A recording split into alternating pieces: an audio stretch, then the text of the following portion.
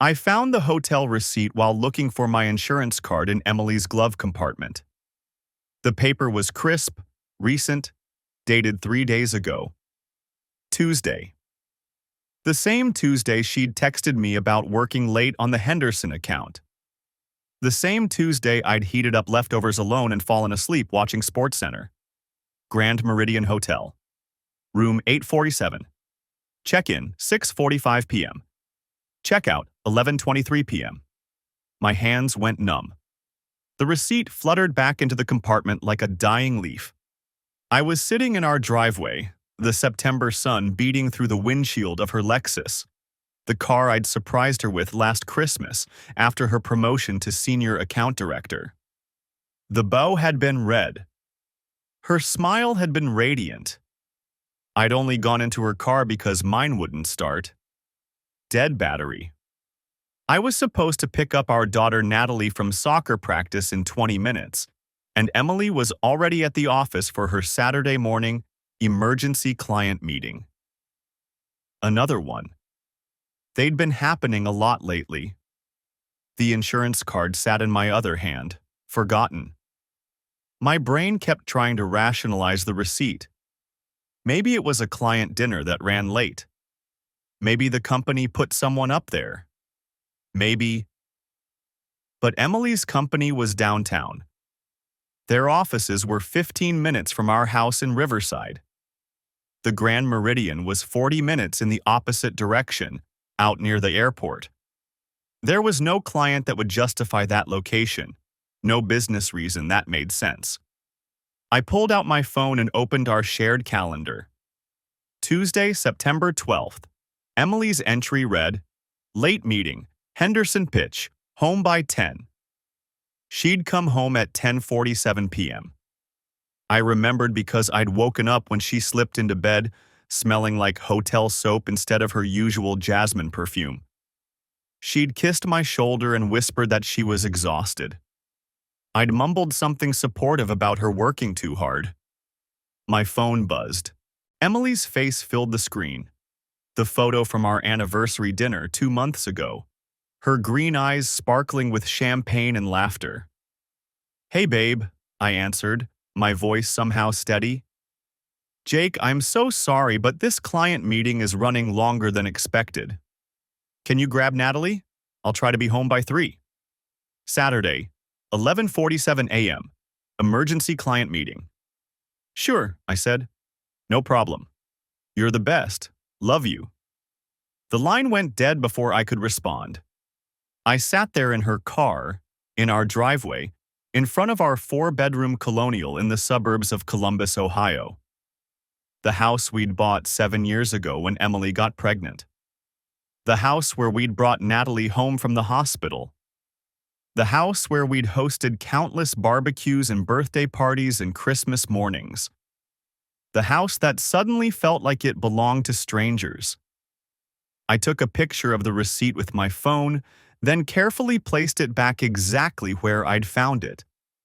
My hands were shaking now, adrenaline flooding my system like ice water in my veins. 14 years of marriage. 15 years together total. One daughter, 9 years old, who still believed her parents were the perfect example of true love. I needed to think. I needed to be smart about this. But first, I needed to get Natalie. I transferred the insurance card to my wallet, locked Emily's car, and went back inside to call an Uber. While I waited, I forwarded the photo of the receipt to my personal email, the one Emily didn't have access to. Then I deleted it from my phone and cleared the deleted folder. "Trust your gut," my father had told me once. When something feels wrong, it usually is. Everything felt wrong. The Uber arrived, and I headed to Riverside Athletic Complex where Natalie's team was finishing up drills. I stood on the sidelines with the other parents, making small talk about the upcoming tournament, nodding at appropriate moments, laughing when expected. Inside, my mind was racing through every interaction with Emily over the past few months. The late nights had started in June, right after her promotion. She'd been so excited about the new responsibilities, the bigger accounts, the substantial raise. I'd been proud of her, supportive. I'd picked up more of the household duties, handled more of Natalie's schedule, made sure Emily had the space to excel in her career. I'd been the perfect husband, or the perfect fool. "Dad, did you see that goal?" Natalie ran up, her blonde ponytail bouncing, face flushed with exertion and joy. "Absolutely," I lied, pulling her into a hug. She smelled like grass and sunscreen and innocence. "You were amazing, sweetheart." "Where's Mom?" "Work meeting. She'll be home later." Natalie's face fell slightly, but she recovered fast. She was used to Emily's absences now. We both were. That realization hit me like a punch to the gut. "Ice cream?" I suggested. Her face lit up. "Really? Before lunch?" "Why not? Let's be rebels." We stopped at Carter's Creamery, Natalie's favorite spot, and I watched her debate between mint chocolate chip and cookie dough like it was the most important decision in the world. I envied her that simplicity. Her biggest worry was ice cream flavors and whether she'd start in next week's game. Mine was whether my marriage was a lie. She chose cookie dough. We sat at a small table by the window, and she chattered about school, about her friend Jessica's birthday party next weekend, about the new science project on ecosystems. The ice cream tastes like nothing. Natalie chatters about her goal. Almost scored. The ball hit the post. While I nod and smile and watch the door. Every time it opens, my stomach drops. Every blonde woman who walks past the window makes my pulse spike. But Emily doesn't appear. We finish our ice cream. I help Natalie clean the chocolate from her hands with those thin paper napkins that dissolve when they get wet. Normal Saturday dad things. The kind of things I've been doing more and more while Emily climbs her corporate ladder. The ladder I held steady for her. My phone buzzes. Emily. "Still here. Order pizza for dinner. Love you both." I stare at those last 3 words until they stop looking like language. "Can we get pizza?" Natalie asks, reading over my shoulder. "Sure, sweetie," I text back. "Pepperoni. Okay?" Her response comes immediately. "Perfect. You're the best." The house feels different when we get home. I've lived here 7 years, painted these walls, fixed that squeaky step, installed the swing set in the backyard that Natalie's almost too old for now. But walking through the front door, I see it differently. Like I'm cataloging evidence instead of coming home. The coat closet where Emily keeps her work bags. 3 of them, all expensive leather, all gifts to herself after big accounts. I've never looked inside them before. Never had a reason to. Natalie runs upstairs to change out of her soccer uniform. I hear her bedroom door close, hear the thump of her cleats hitting the floor. I open Emily's work bag, the black one she carries most days. Receipts, lots of them. Starbucks, Panera, the parking garage downtown, all normal. All exactly what they should be. Business lunches, client dinners, all with dates and times that match the stories she's told me. But now I'm looking for what doesn't match. I pull out her planner, the physical one she still uses despite having a digital calendar. Emily likes to write things down, says it helps her think. I flip to Tuesday, the day of the hotel receipt. 6 p.m. Dinner, MTG, client site. That's all it says. No location, no client name, nothing specific. I flip back through the weeks. June, when the late night started. Lots of evening appointments. Client dinner, strategy session, presentation prep. All vague, all untraceable, but scattered among them in different ink, smaller writing. CP 730, CP 8 ORS. CP 6 hours. CP. Client presentation, conference call, or initials. Dad. Natalie's voice from the stairs makes me jump. I shove the planner back into the bag, zip it closed. Yeah? Can I watch TV before dinner? Sure, 30 minutes. She disappears into the living room. I hear the familiar sounds of her favorite show starting up. I pull out my phone and open my email. The photo of the receipt is there. Timestamp showing I sent it to myself at 2:47 p.m. today. The Grand Meridian Hotel logo is clearly visible. Room service charge, $78.43. Date, Tuesday, September 12th. Time, 8:23 p.m. I zoom in on the details I didn't notice before. Room number, 1847. Guest name, Williams, E. Williams. Emily's maiden name. The name she kept professionally even after we got married because she'd already built her reputation with it. My hands are steady as I Google the Grand Meridian Hotel's phone number. I don't call yet. Just save it to my contacts under auto service. Something innocuous that won't raise questions if Emily ever looks at my phone. Which she might. If she's hiding something, she might be checking to see if I'm hiding something too. I need to think like that now.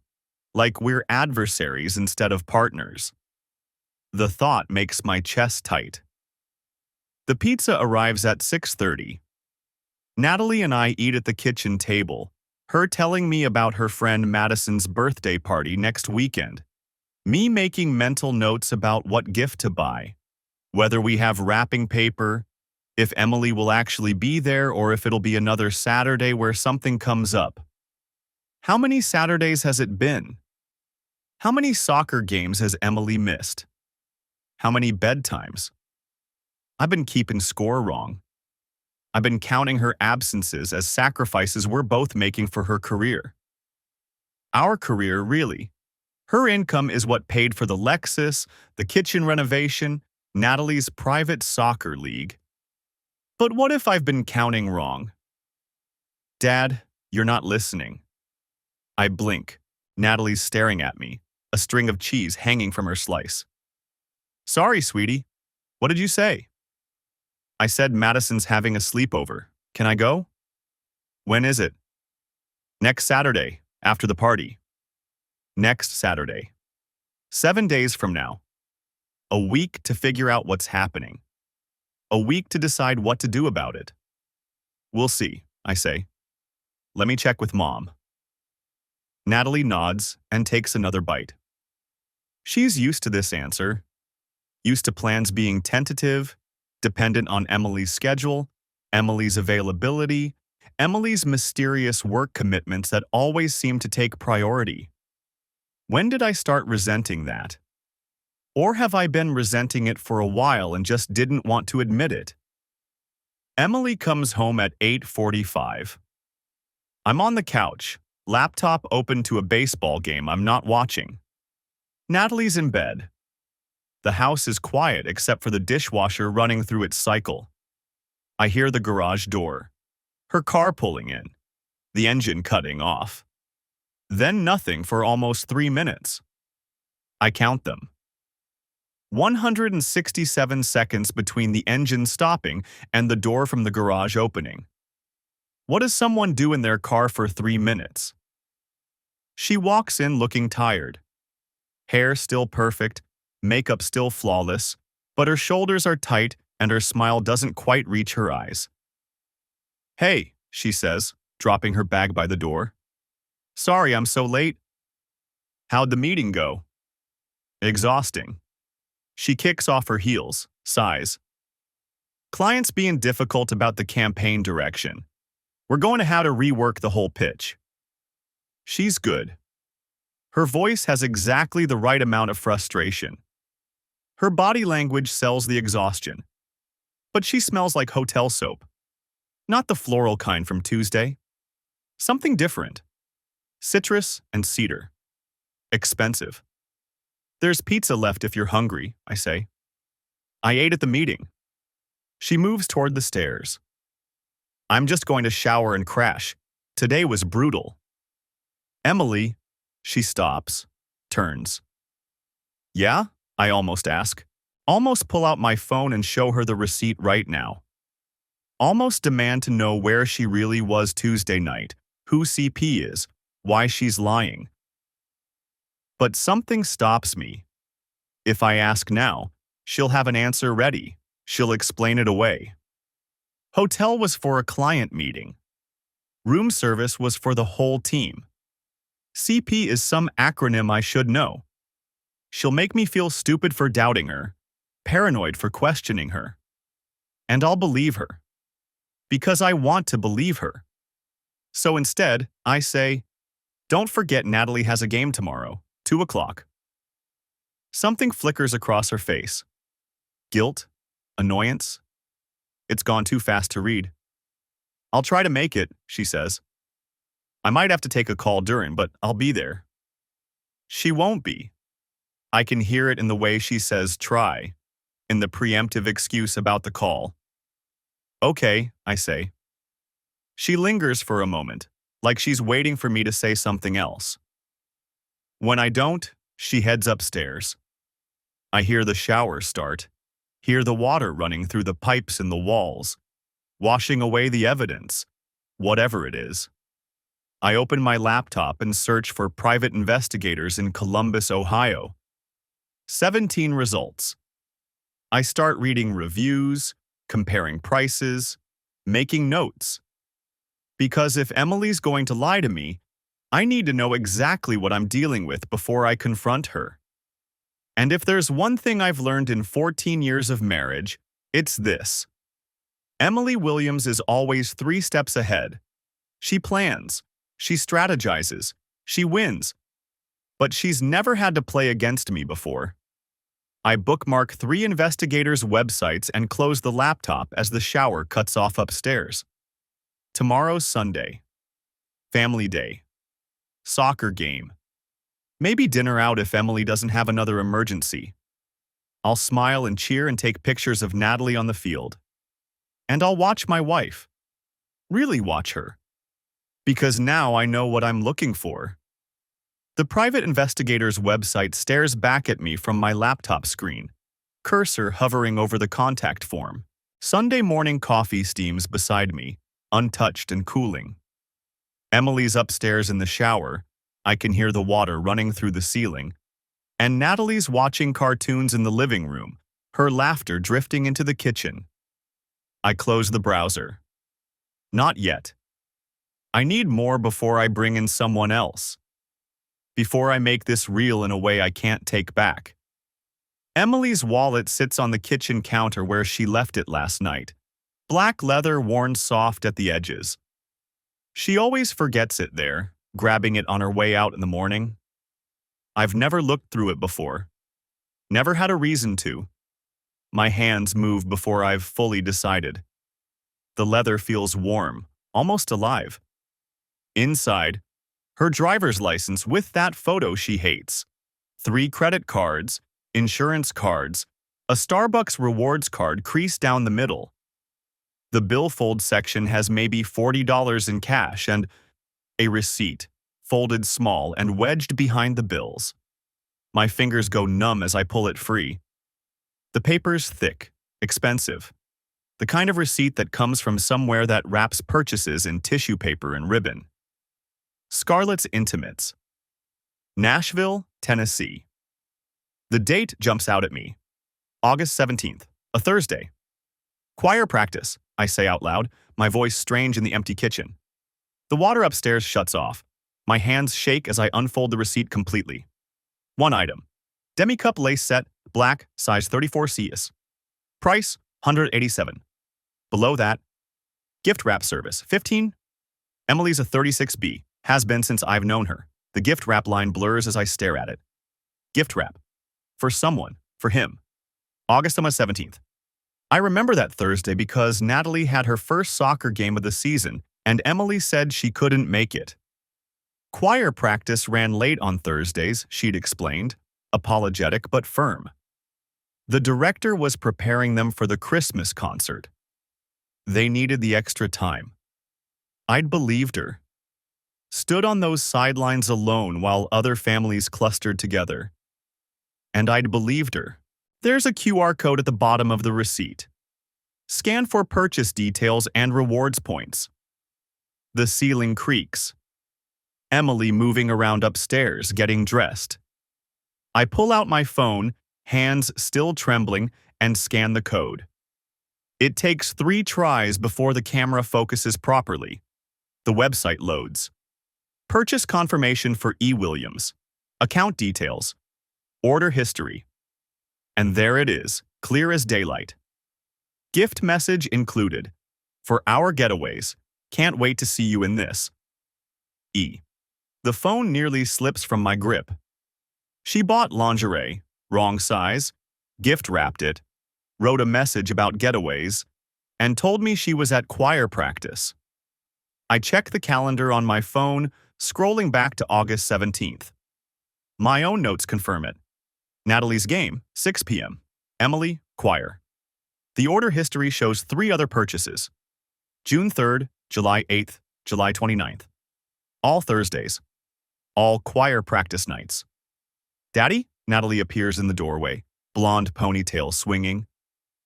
Can we get pancakes? I fold the receipt quickly, sliding it into my pocket. Sure, sweetie. Let me just finish my coffee. She bounds back to the living room, already calling out her topping preferences. Emily's footsteps on the stairs. She appears in the kitchen doorway, hair damp, wearing yoga pants and one of my old college t-shirts. She looks soft, approachable. The woman I married. Morning, she says, heading for the coffee maker. Sleep okay? Fine? I watch her pour coffee into her favorite mug, the one Natalie made in art class 3 years ago. You? Like the dead. She leans against the counter, cradling the mug. What's the plan for today? The receipt burns in my pocket. The order history is still pulled up on my phone, screen down on the table. Natalie wants pancakes, I say. Then maybe the park. Sounds perfect. She sips her coffee, eyes on me over the rim. I might need to pop into the office this afternoon, just for an hour or 2. On Sunday? I know. She grimaces. This pitch is killing me, but it should be the last weekend for a while. The lies come so easily. Her face doesn't change. Her voice stays steady and apologetic. What time? I ask. Maybe around 2? I'll be back for dinner. I nod slowly, mind racing. Sure, we'll be fine. She smiles, setting down her mug to grab her wallet from the counter. My heart pounds as she opens it, checking the cash. She doesn't notice the receipt is missing. Just pulls out a 20 and tucks the wallet into her purse. I'll pick up groceries on my way back, she says. We're out of milk. She kisses the top of my head as she passes, heading to say goodbye to Natalie. I wait until I hear her in the living room before pulling out the receipt again. The paper feels heavier now, weighted with everything it means. Scarlett's Intimates. Nashville. That's where her conference was in August. The one she extended by a day because of networking opportunities. I pull up the store's website on my phone. There's a customer service number prominently displayed. The plan forms quickly, coldly. Emily won't be home until this afternoon. Natalie and I will make pancakes. We'll go to the park. We'll have a normal Sunday morning. And then, over lunch while Emily sits across from me at our kitchen table, I'll unfold this receipt. Smooth it out between us like evidence at a trial. I'll dial the store's number, put it on speaker. I want to watch her face when they confirm the purchase details, the gift message, the wrong size, the other orders. I want her to know that I know. My phone buzzes. A text from my brother. Game at 1 if you want to come over. Bring Natalie. I type back, rain check, family lunch plans. Emily returns to the kitchen, car keys in hand. I'm gonna grab bagels for breakfast. Be back in 20. Okay, she pauses at the door. You sure you're all right? You seem quiet. Just tired, I say, meeting her eyes. Didn't sleep as well as I thought. She studies me for a moment, then nods. Get some rest if you can. I'll handle breakfast. The garage door opens and closes. Her car pulls away. I sit alone in the kitchen, receipt in one hand, phone in the other. The order history shows the most recent purchase was September 9th. 5 days ago. Another Thursday. Another choir practice. I open a new browser tab and search for the church's website. Their calendar loads, and I scroll through August and September. There is no choir. The church doesn't have one. They use recorded music for services. My coffee's gone completely cold. I don't remember picking up the mug, but it's in my hand, ceramic smooth against my palm.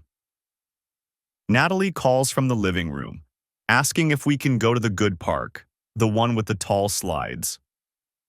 Yeah, I call back. The good park. I photograph the receipt from every angle, front and back, the QR code. I email the photos to myself with the subject line, Evidence, August 17th. Then I fold it carefully and tuck it back into my pocket. When Emily returns with bagels, I'll eat breakfast with my family. I'll smile at Natalie's stories about her cartoons. I'll ask Emily about her work, watch her construct more lies. And at lunch, when Natalie's at my brother's house, I'll text him, change my mind, ask if he can take her for the afternoon. I'll lay everything out. The receipt, the phone call, the truth. I want to see what she does when the performance ends. When the curtain drops and there's nowhere left to hide. The garage door opens again. Emily's back. I stand up, sliding my phone into my pocket next to the receipt, and go to help her with breakfast. Just a few more hours. The Sunday morning light filters through the kitchen blinds, casting bars of shadow across the marble countertop. I've been up since 5, watching the coffee maker drip, counting down the hours until lunch. Emily's still asleep upstairs. Natalie's already at my brother Kevin's house. I dropped her off last night for a sleepover, told her I'd pick her up this evening. The wallet sits on the counter between us now. Emily came down 10 minutes ago, showered and dressed in yoga pants and a loose sweater, her hair still damp. She poured herself coffee, kissed my cheek like everything's normal, like she hasn't been living a double life for months. You want eggs? She asks, opening the refrigerator. No. She glances at me over the fridge door. You okay? You seem tense. I pull the receipt from my pocket. The one I photographed but left in her wallet. The one I carefully refolded exactly as I found it. The paper's soft from handling. The purple Scarlett's Intimates logo still visible despite the creases. I found something, I say. I unfold it slowly, deliberately, smoothing it flat on the counter between her coffee mug and mine. The itemized list faces up. 1 silk negligee, 34C, midnight blue. 1 matching robe. Gift wrap service. Total, $247.83. Date, August 17th, 7:43 p.m. Emily's face doesn't change. That's what gets me, the absolute control. She looks at the receipt, then at me, and her expression shows nothing but mild curiosity. What's this? You tell me. She picks it up, studies it like she's never seen it before. Where did you find this? Your wallet, while you were at choir practice Thursday night. Except there is no choir practice, is there? The mask slips for just a second, a flicker of something behind her eyes. Then it's back, smooth and unreadable. Jake, I don't know what you think this is. August 17th, I cut her off. Thursday. You told me you had choir practice that night. Remember? You came home around 10:30, Said you'd been singing hymns for 2 hours. I tap the receipt. This says you were in Nashville, at a lingerie store, buying something that isn't your size. I can explain, don't. I hold up my phone, the screen already showing the Scarlett's Intimates website. I called them Friday, spoke to a very helpful manager named Bethany. She remembered the purchase, said you seemed excited, mentioned it was for someone special.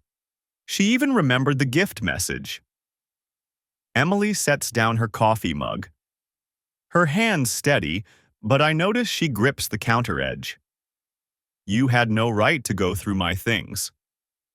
For our getaways, I quote from memory. Can't wait to see you in this. -E. That's what you had them write on the card, isn't it? She doesn't answer. I pull out my laptop, flip it open to the order history I screenshotted from her email. Want to see the rest? There's 6 more purchases, all Thursdays, all during your imaginary choir practice. I scroll through the list. July 20th, July 6th, June 22nd. Should I keep going? This is insane. Her voice has an edge now, the first crack in her composure. You're stalking me, going through my private... Who's CP? That stops her cold. Your planner, I continue. All those little notations. CP, lunch. CP, drinks. CP, conference.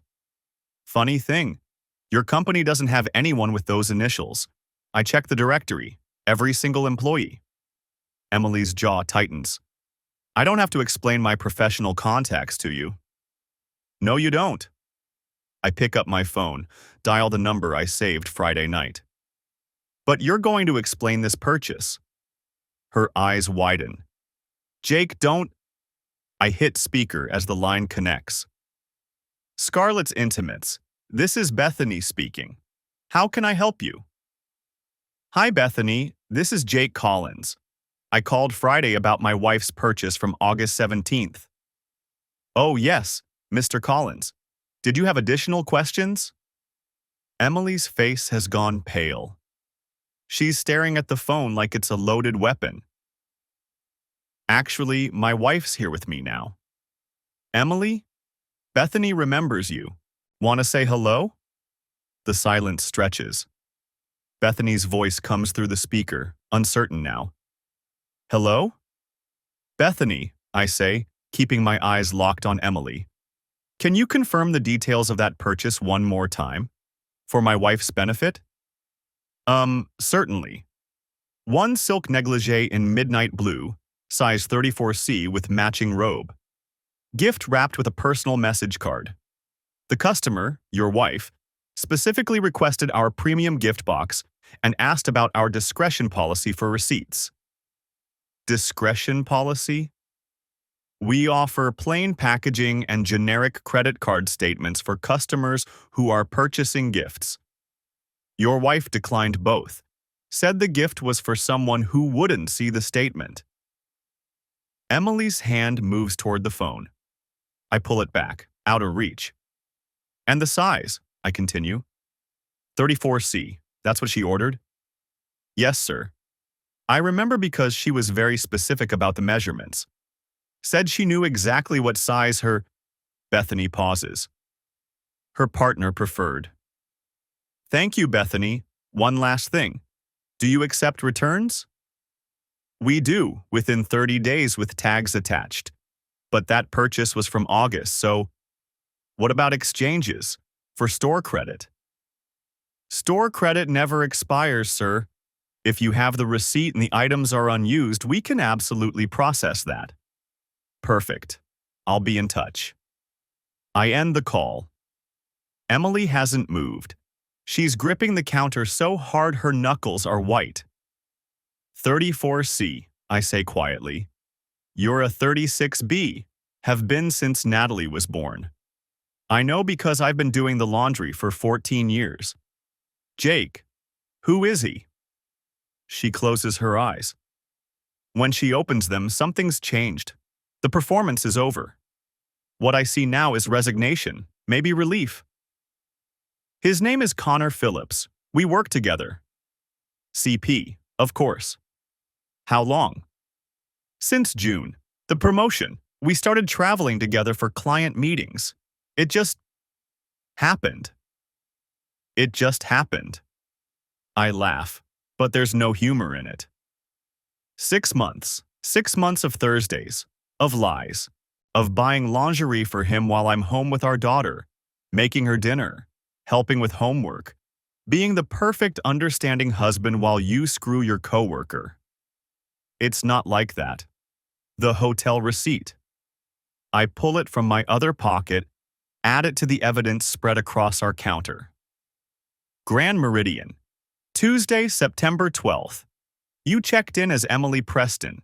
Your maiden name. Cute touch. She flinches. I've been supporting your career, I continue, my voice level, despite the rage building in my chest. Taking on more at home so you could work late, travel, chase that promotion. And you used every bit of that freedom to build a whole separate life. I never meant to hurt you. But you did it anyway. I gather the receipts, the printed emails, the planner pages I photographed. 6 months of calculated deception. Every Thursday, every late night, every client meeting. You looked me in the eye and lied. What are you going to do? I fold the lingerie receipt carefully, slide it back into my pocket. First, I'm returning these items for store credit, in my name. Then I'm taking that credit and buying myself something nice. Maybe a new wardrobe for my fresh start? Jake? Then I'm posting this receipt. I hold up my phone, showing her the high-resolution scan I uploaded last night. On every infidelity forum I can find. Let the internet see exactly what kind of person you are. Let them see the gift message, the dates, the pattern, your name, your face, all of it. You can't watch me. I pocket my phone. And that wallet you're so protective of? The one where you keep all your little secrets? I'm burning it. Tonight. Every card, every scrap of paper, every reminder of the life you thought you could keep hidden. I'll do it in the backyard fire pit, the one we bought for family s'mores nights. Emily's crying now, silent tears tracking down her cheeks. Please, we can fix this.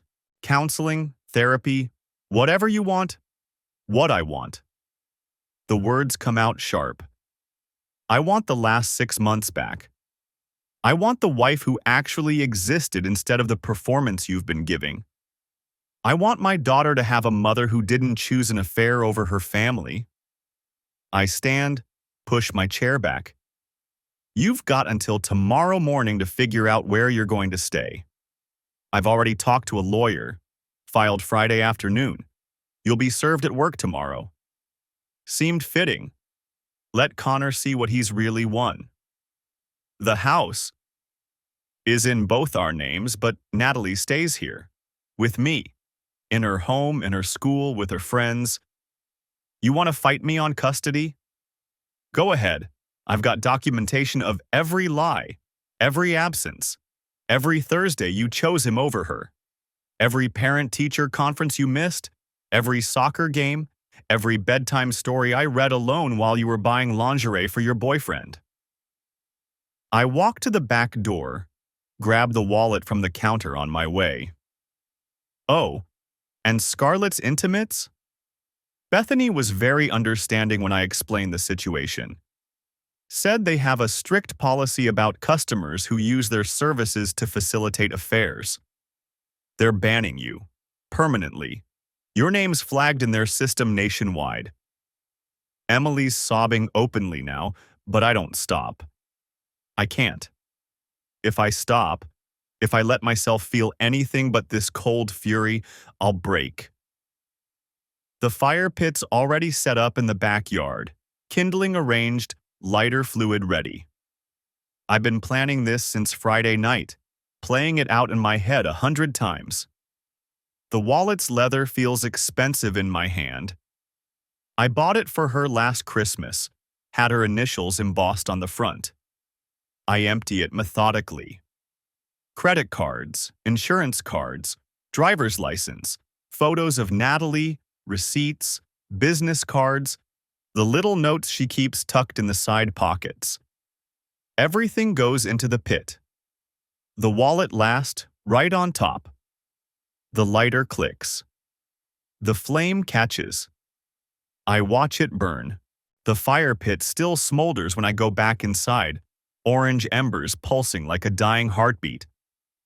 The house feels different now, cleaner somehow, despite the ash on my hands.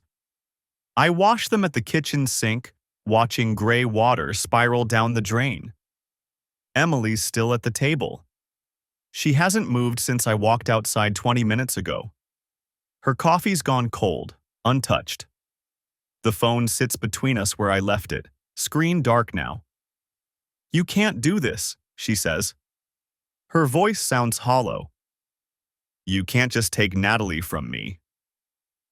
I dry my hands on the dish towel, the same one with the embroidered sunflowers her mother gave us 3 Christmases ago. Everything in this house has a history I'm going to have to sort through. I'm not taking her from you. The court will decide custody based on what's best for Natalie. I fold the towel, set it on the counter. But when they hear about 6 months of Thursday night lies, when they see the hotel receipts and the credit card statements my attorneys already subpoenaed, when they calculate how many soccer practices you missed while you were at the Grand Meridian. Stop. She presses her palms against her eyes. Just stop. You stopped being her mother every Thursday at 7 p.m. The words come out flat. Factual.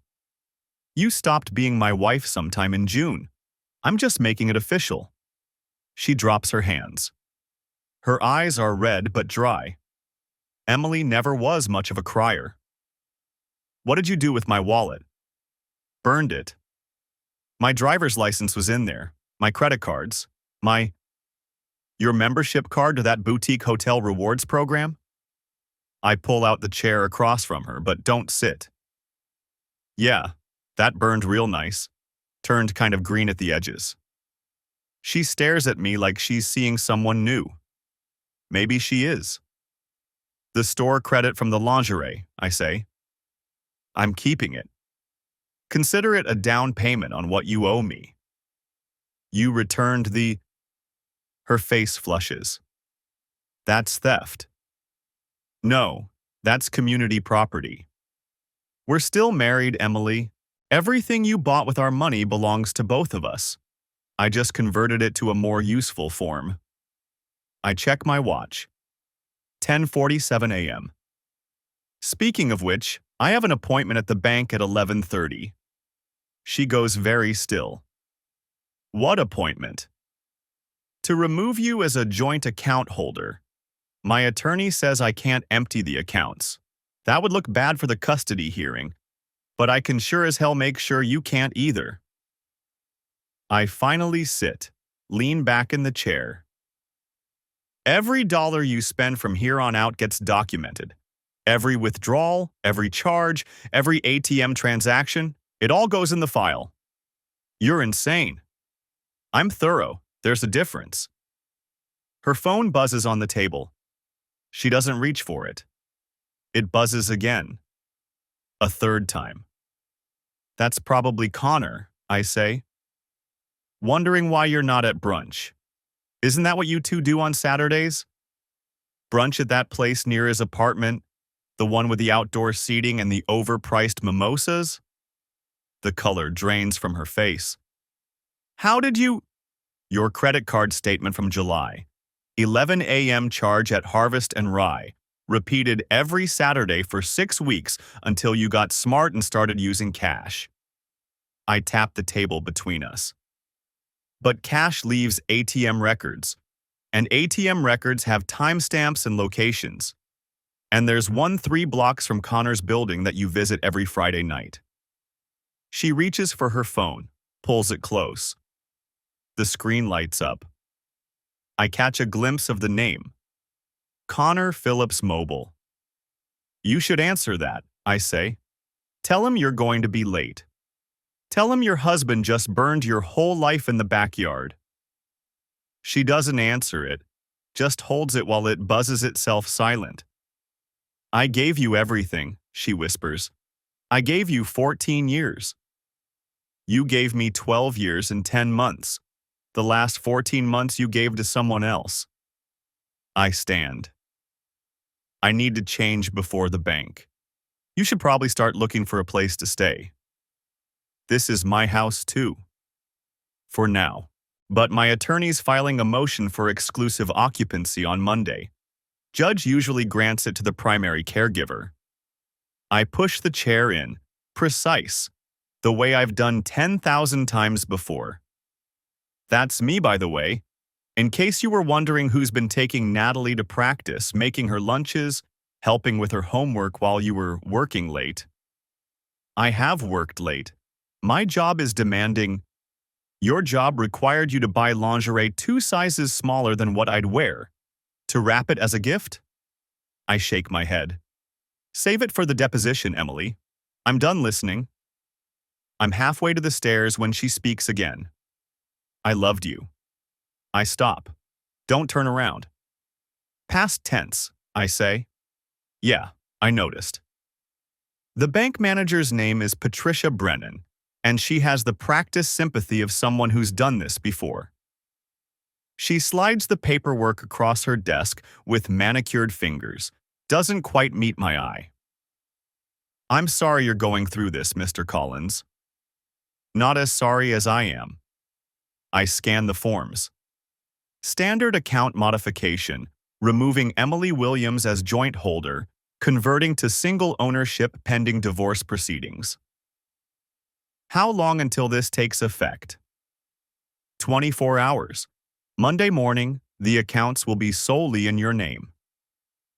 She folds her hands on the desk. She'll receive notification by mail within 3 business days. She's going to come in here, probably Monday, definitely by Tuesday.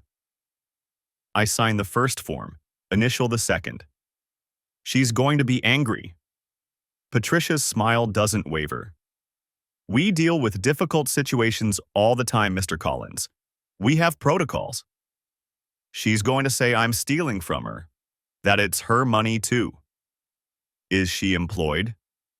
Yes. Senior account director at Hartwell Marketing. Then she has her own income and can open her own account. Patricia takes the signed forms, adds them to a folder. The joint accounts represent marital assets, which will be divided by the court. Until then, you're well within your rights to prevent unilateral withdrawals. I sign the last page. My signature looks strange, too controlled, like someone else's handwriting. There's one more thing, I say. The credit cards. The ones in her name but linked to our accounts. Patricia nods, already reaching for another form. We can cancel those today. She'll need to apply for her own. Do it. She makes a note on her computer, types something. Done. They'll be declined as of midnight tonight. I imagine Emily tomorrow, standing at some checkout counter, card refused. That little flicker of confusion before the anger sets in. The public embarrassment. The small humiliation. It feels like justice. It feels like nothing at all. I'm in the car, engine running, when my phone rings. Unknown number, Nashville area code. I answer it anyway. Mr. Collins? A woman's voice, young, uncertain. This is Becca from Silk and Lace.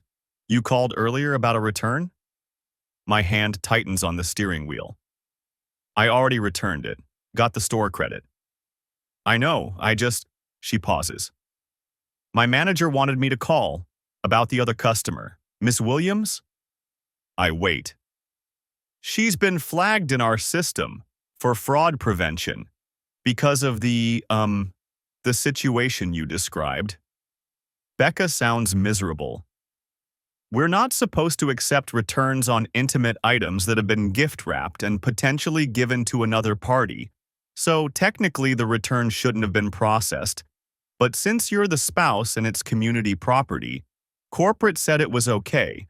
But now Ms. Williams is banned from making future purchases because of the policy violation and, Becca, she stops. You did the right thing.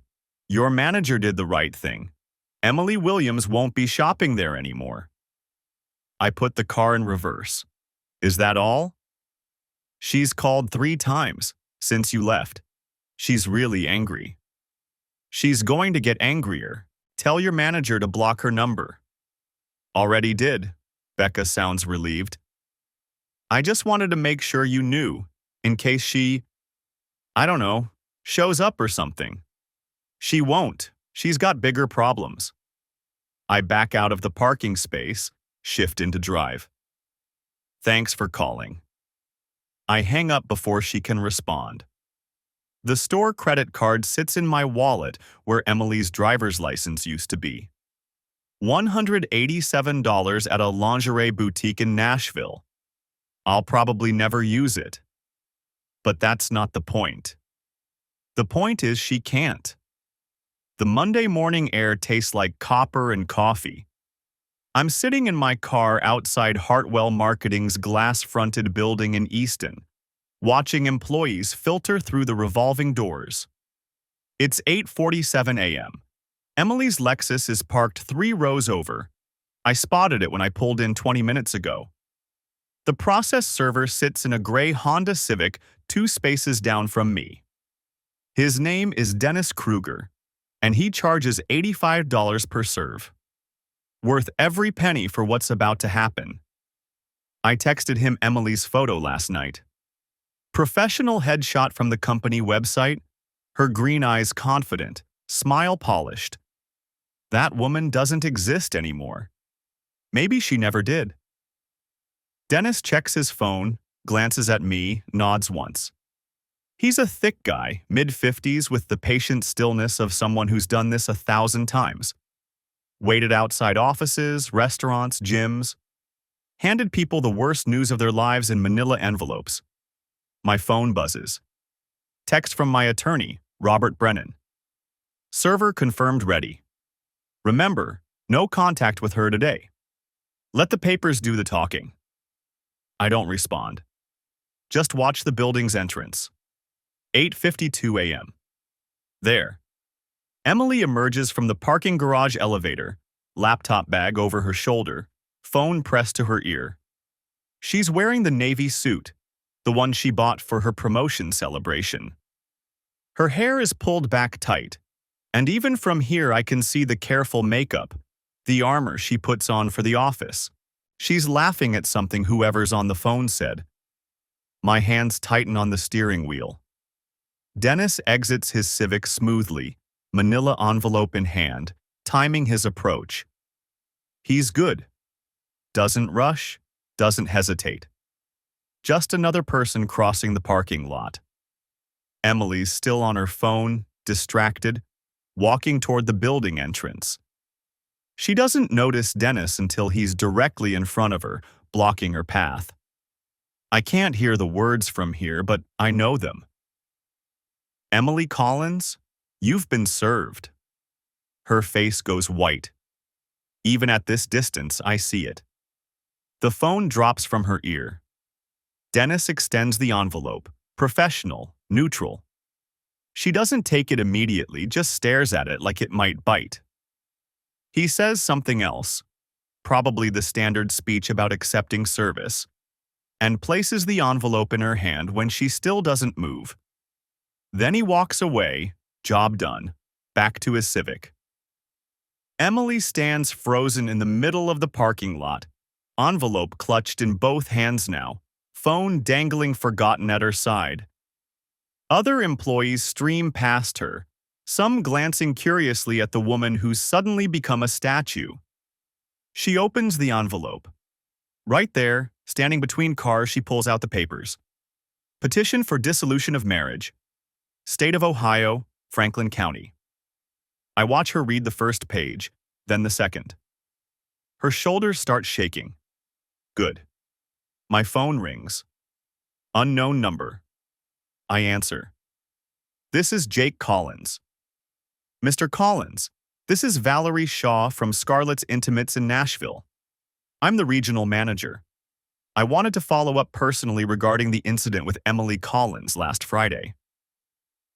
I shift in my seat, still watching Emily across the parking lot. She's on her phone now, pacing, gesturing wildly. What about it? Our corporate office reviewed the footage and documentation. Given the fraudulent nature of the purchase and the gift message that was clearly intended for someone other than the cardholder's spouse, we've implemented a permanent ban across all 43 locations.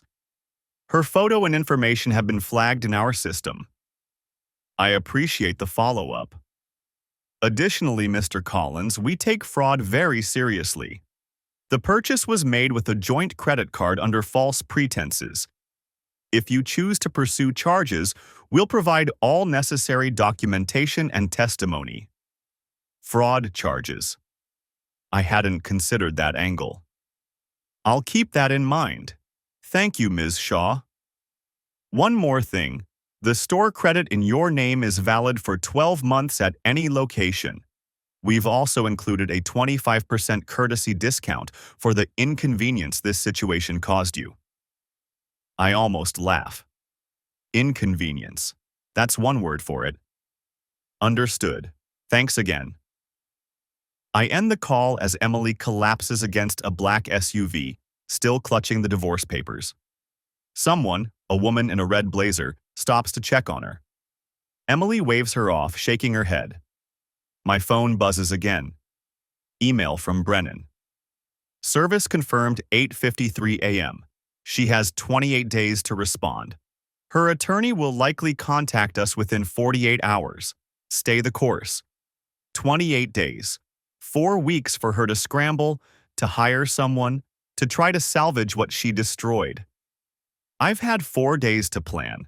4 days of cold clarity while she probably told Connor Phillips about the confrontation, cried on his shoulder, spun whatever story made her the victim.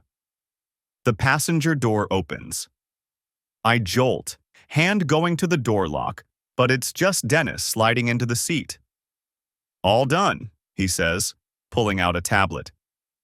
She took service at 8:53. Got it on video per your attorney's request. Want to see? No. He nods, taps the screen. Sending the confirmation to Mr. Brennan now. She looked pretty shaken up. Good. Dennis glances at me, then back at his tablet. You staying here? For a minute. Your call. But my advice? Go home. Get breakfast. Don't torture yourself watching her fall apart. He pauses. Or do. I'm not a therapist, just a guy who delivers bad news for a living. He exits the car, returns to his Civic, drives away. I should leave. Dennis is right. But I can't stop watching. Emily's sitting on the curb now, papers scattered around her, face in her hands. Her phone keeps lighting up. Probably Connor, probably her mother, probably anyone she's desperately calling for help. No one can help her. Not with what's coming. The petition includes everything. Every lie, every hotel receipt, every text message I screenshotted from the phone records I pulled Saturday night. Brennan was thorough. Adultery, abandonment of marital duties, fraud. A request for primary custody with limited supervised visitation for Emily. The financial affidavit shows exactly what I removed from the joint accounts. $47,000. My half. Moved to a new account at a different bank, one she can't touch. Her half is still there. I'm not a thief. But I made sure she can't access the credit cards, can't run up debt in my name while she spirals. Brennan said the judge will love the documentation. Every receipt, every lie, every contradiction between her calendar and reality. 6 months of evidence, all time-stamped, all verified. Emily finally stands, gathering the papers with shaking hands. She looks around the parking lot like she's lost, like she doesn't recognize where she is. Then her eyes land on my car. I don't move. Don't duck. Just meet her gaze across 3 rows of vehicles. Her face twists. Anger, maybe, or desperation. She takes a step toward me. I start the engine. She breaks into a run, papers clutched to her chest, heels clicking on asphalt. I reverse out of the space, shift into drive. Jake! Her voice carries across the parking lot, shrill, braking. Jake, wait! Please! I don't wait. The Civic pulls onto Morse Road, merges into morning traffic. In the rearview mirror, Emily stands in the middle of the parking lot, one hand raised like she's trying to stop me through sheer force of will. Then she's gone, swallowed by distance. My phone rings. Her number. I silence it. It rings again. Again. Again. By the time I reach the highway, she's called 11 times. I pull over at a rest stop, open my phone settings, and block her number. Then I open my email and send Brennan a message. Service confirmed on my end. She's attempting contact. Number now blocked per your instructions. What's next? His response comes within minutes. Perfect. Next is discovery. We'll request her phone records, emails, any communication with Connor Phillips. Also requesting her work calendar and expense reports. If she used company resources for the affair, that's leverage. Sit tight. Let her attorney make the first move. We're in control here. Control. Strange word for how I feel. But maybe that's what this is. Not the chaos of discovery, not the numb shock of Sunday morning. This is something colder. Cleaner. I pull back onto the highway, heading home. Natalie's at school until 3. I have 6 hours to prepare for the next phase. 6 hours to figure out how to tell my daughter that her mother isn't coming home. That the woman who missed soccer games and bedtime stories and parent-teacher conferences finally went too far. That sometimes people you love become strangers. The house is quiet when I arrive. I stand in the kitchen, looking at the spot where I confronted Emily yesterday. The fire pit ashes are still visible through the back window, gray smudge against green grass. My phone buzzes. Text from an unknown number. Jake, please, it's me. We need to talk. I know I messed up, but we can fix this. Please don't do this to Natalie. She needs her mother. I stare at the message. She got a new number already. Or borrowed someone's phone. I type back, contact my attorney. Robert Brennan. All communication goes through him. Delete the message thread, block the number. The house phone rings. I don't answer. My email pings. Emily's personal account. I don't open it. Just mark it as spam.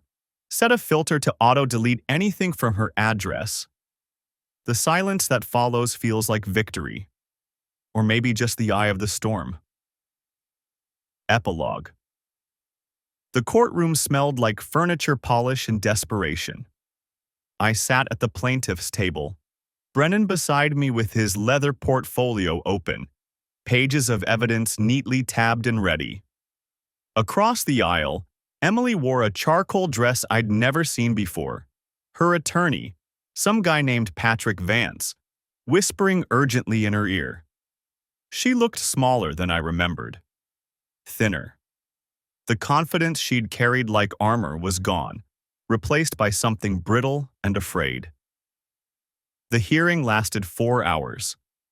Brennan presented everything: hotel receipts, credit card statements, the lingerie purchases, phone records showing hundreds of calls and texts to Connor Phillips. The choir practice lie, the fabricated client meetings, the gift message that made the court reporter's fingers pause on her stenograph. Emily's attorney tried. Claimed the affair was a symptom of a failing marriage, not the cause. suggested I'd been emotionally distant, that Emily's needs weren't being met. Brennan destroyed that argument with my calendar. Every soccer practice I'd attended alone, every parent-teacher conference, every school event where other kids had both parents and Natalie had just me. He showed the judge photos I'd taken, timestamps visible, of Natalie's science fair project, her art show, her soccer tournament trophy. Emily wasn't in any of them. Mr. Collins was present, Brennan said quietly. Mrs. Collins was elsewhere. The judge, a woman named Patricia Okonkwo with silver hair and sharp eyes, listened without expression. When Emily took the stand, her voice shook as she admitted to the affair. 6 months. Connor Phillips, now her former co-worker, he'd resigned 2 weeks after I filed, probably to avoid the scandal. I made a terrible mistake, Emily said, tears streaming. But I love my daughter. I'm still her mother. Judge Okonkwo looked at her for a long moment. Being a mother requires presence, Mrs. Collins. The record shows a pattern of absence that predates any marital difficulties. The ruling came down 3 weeks later. I got primary custody. Emily got alternating weekends and 1 evening per week, supervised for the first 6 months. The house stayed with me and Natalie. Assets were split down the middle, minus the $12,000 in marital funds Emily had spent on hotels, gifts, and lingerie for her affair. That came out of her half. She moved into a small apartment in German Village. Connor Phillips, I heard through mutual acquaintances, wanted nothing to do with her once the affair became public knowledge. Turned out sneaking around was exciting. Being the reason a family imploded was less appealing. Emily's career survived, barely. Hartwell Marketing kept her on, but the promotion opportunities dried up. Hard to advance when everyone knows you're the woman who bought lingerie for your boyfriend while your husband raised your kid. Natalie took it harder than I'd hoped, easier than I'd feared. She cried when I explained that Mom and I were getting divorced, that things would be different now. But she was 9, not stupid. She'd noticed the absences, the broken promises, the way Emily's attention always seemed to be somewhere else. Is it because of her job? Natalie asked one night, curled up beside me on the couch. It's because Mom made some choices that hurt our family, I said carefully. But she still loves you. That part hasn't changed. I don't know if that was true, but it was what Natalie needed to hear. The first supervised visit was awkward. Emily brought gifts. Too many gifts. The kind of overcompensation that screams guilt. Natalie accepted them politely, but I saw the distance in her eyes. The wariness. Trust, once broken, doesn't heal on a timeline. A year later, I stood in the same soccer field where this all began, watching Natalie score the winning goal in the regional tournament. She sprinted toward me afterward, trophy held high, and I caught her in a hug that lifted her off the ground. "Did you see? Did you see?" she shouted, laughing. "I saw everything," I said. Emily was there too, standing at the far end of the bleachers. She'd driven 2 hours to make it, texted me 3 times to confirm she could come. The supervised visits had ended 4 months ago, replaced by standard custody. She was trying, in her way. Showing up more. Calling when she said she would. But Natalie still chose to live with me. Still called my house home, and Emily's apartment Mom's place. Some distances can't be crossed, no matter how many soccer games you attend.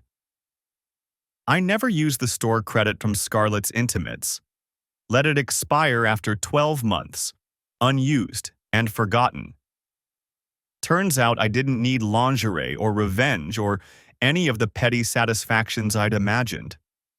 I just needed my daughter to know that someone would always show up for her. That promises meant something. That love wasn't a performance you could turn on and off depending on who was watching. The divorce taught me that marriage isn't destroyed by a single betrayal. It's destroyed by 1,000 small abandonments, 1,000 chosen absences, 1,000 moments when someone decides that someone else, matters more than the life you built together. Emily didn't leave me for Connor Phillips. She left long before that, one Thursday at a time, one lie at a time, one missed bedtime story at a time. The affair was just the evidence of a departure that had already happened. 2 years after the divorce was finalized, I started dating again. Nothing serious at first. Coffee dates, dinners, the awkward relearning of how to be a person instead of just a father. A woman named Rebecca, a teacher at Natalie's school, patient and kind and refreshingly honest about what she wanted. "I don't do games," she told me on our third date. "I don't do secrets. If you're not ready for something real, tell me now." I thought about hotel receipts and choir practice lies and gift-wrapped lingerie. About the elaborate performance Emily had maintained for 6 months while I played the fool. "No games," I agreed. "No secrets." We took it slow.